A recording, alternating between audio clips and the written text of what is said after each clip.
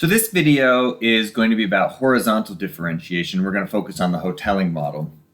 And horizontal differentiation, remember, is about different tastes, right? So different consumers can prefer different products, even at the same price or even different prices. Whereas vertical differentiation is all about quality. And so if two products are the same price, everybody's going to choose the higher quality product. With horizontal differentiation, hoteling basically said, all right, well, let's imagine that we have people along a main street and they have to decide which store to buy from. And so the idea there is that the physical distance is a metaphor for different tastes, right? And now we can also think of it as actual physical distance and think about things like grocery stores and, gas stations. But we can think about it also as like Coke versus Pepsi. And so some of us might be more towards the Coke side, some of us might be more towards the Pepsi side in terms of which we prefer. And so when we're deciding, which store to buy from, we get some utility from consuming the good, right? We're going to call that V. We have to pay some price, actual, monetary price, that's P. And then we have to pay some transportation costs. And so the transportation costs we could think of in terms of time if we're thinking of it, literally, but also we could just think of it as, when we go to the restaurant and we order a Coke and they say, is Pepsi okay? And we say, yes, I guess Pepsi is okay, when really, of course, you're not going to get the same amount of utility from drinking Pepsi as you would from drinking Coke. So if we have a monopolist, right, along this street, then the monopolist is going to put themselves in the middle and choose their price based on, the transportation costs and the utility that people get from it, as well as their costs, right? So here we have the monopolist at point A, and everybody buys, but the people here at point 0 and point 1 are basically indifferent between buying and not buying, right? So they don't actually get any excess utility, any consumer surplus. Whereas the person who's located right in the middle, they're like, oh, this is great. I'm getting a lot of consumer surplus because, the store is either right next door to me or this is exactly the product that I want. Now, then the question is, all right, well, what happens when there's two firms, right? And so we can think about a duopoly case. We're going to think about two different choices. So one choice is the price when firm location is set. So we're going to solve for price when firms are at either end of the street, so 0 and 1. And then there's the question of, all right, well, what if firms can choose where they want to go? And so we'll think about that next. And then we actually also can think about the problem when you can choose both, although as we'll see, there is not a solution. So here we have two firms that are located at either end of Main Street, 0 and 1. V is the value of consuming the product. T is the transportation cost. Remember, that can be literal or figurative.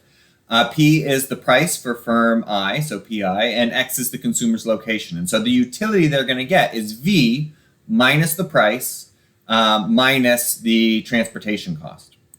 So if we think about it, here now the vertical axis is the price plus the transportation cost. If you are at the extremes, either at 0 or 1, then you just have to pay the price. You don't have to pay any transportation cost. But if you are the sort of indifferent consumer located at XI, then you have to pay the price plus the transportation cost. And this is really what's going to divide the market, right? So everybody to the left of XI is going to go to firm 1 because they'll get higher utility. They'll have a lower cost from going to firm 1. And everybody to the right of XI will go to firm 2 because they'll have a higher utility going to firm 2. And then so, all right, well, so what is the price going to be? Well, so we can figure out the demand curve because it's going to be just 1/2 plus PJ minus PI over 2T. This is for firm I. And then plug that into the profit function. So this is the quantity here. So it's quantity times price minus cost. And then we can just differentiate with respect to PI, use a little symmetry to solve in the case where the cost is the same for both firms. And this is what we get. So here we have our profit function. We're going to differentiate with respect to PI. So we get 1/2 plus PJ over 2T minus pi over t. Remember that 2 is going to disappear because we have a pi squared here. So it's going to be a 2 over 2. That's going to cancel out. And then plus ci over 2t. And so that's because we have a minus and a minus there. That's why we get a plus ci over 2t. So when we solve that for pi, we move the pi over to one side. We get pi over t equals pj plus ci plus t over 2t. We can get rid of the t's. And we get pi equals pj plus ci plus t over 2. And then we can say, hey, you know what? As long as costs are the same, so ci equals cj or c1 equals c2, then we'll get a p star for both firms, right? That's going to be the same for firm 1 and firm 2. And then we can say, oh, well, that makes, we just move this over here. We get 1/2 p star equals c plus t over 2, multiply through by 2, and we get p star equals c plus t. And so with symmetrical cost, as long as everybody is buying, right, and there is a possibility that not everybody would buy, then we get Q1 equals Q2 equals 1/2. Price equals C plus T, and profit equals 1/2 T. And so this is kind of interesting, right? Because you can think about, all right, well, how can firms increase T then? If we're thinking about it in terms of, figurative transportation costs, a lot of that is just about building brand, right? The waitress comes to you and says, is Pepsi okay? No, Pepsi is not okay. I want a Coke. And so you'll be willing to, go places where they sell Coke if you really, really want Coke, because your transportation cost is too high. Now, Hotelling also analyzed a problem where he assumed prices are fixed, but you can choose where to locate, right? So you don't have to locate at the extremes. And as it turns out, you're not going to want to locate at the extremes because you're only serving customers on one side, right? And ideally, you'd like to serve customers from both sides. But actually, what we end up with is a little bit of kind of like a prisoner's dilemma, where each firm basically locates in the middle. And then again, you're only serving customers on one side. It's just the opposite. So we can think about sort of the logic here. And the idea is, if we're at FM1 and FM2, if those are our firms, then FM1 could move all the way over to FM2 and serve everybody to the left. Or similarly, FM2 could move all the way over to FM1 and serve everybody to the right. And so the only actual equilibrium is to be right at the middle, right? And if you're right at the middle, then FM1 serves everybody to the left and FM2 serves everybody to the right.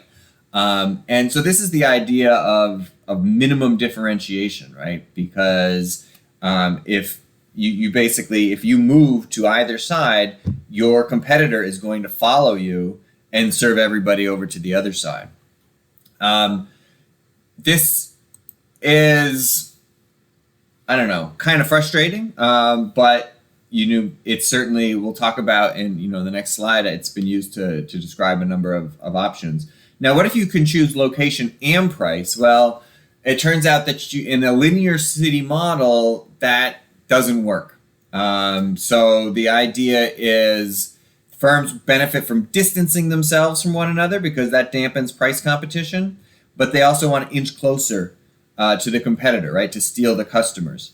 And there's no simple equilibrium with linear costs that gives us an equilibrium. Daspermont did show that if you have quadratic costs, you will want to maximize your distance apart. So then you'll be at 0 and 1, as we had in the beginning.